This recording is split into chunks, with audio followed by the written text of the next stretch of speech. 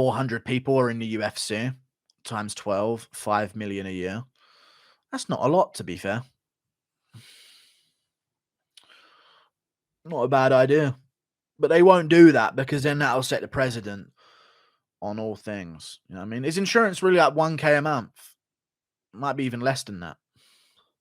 But obviously, if you're a UFC fighter, your insurance is going to be fucking top tier.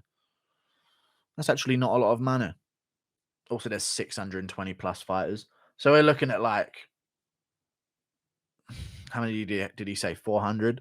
So we're looking at like 7.5 million just to make it 600 fighters, you know?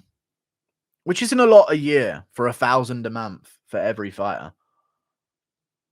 But it's when you add that on top of what you're paying them as a wage anyway. UFC does ensure healthcare for fighters during training camp and when they fight. 5 mil for 400 people isn't the issue. They're asking for lifetime healthcare. Yeah, that's the fucking problem. But I will say, if I was in the UFC and owned it, I would advocate for, like, if you've been in the UFC for a decade, you should get lifetime healthcare. Like, if you're Jim Miller, Charles Oliveira will handle you for life. I think that should be a thing. I don't know.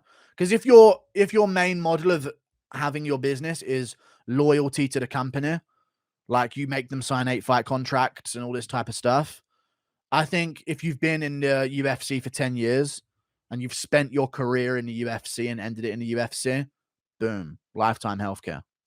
I think that's the best way to go about it.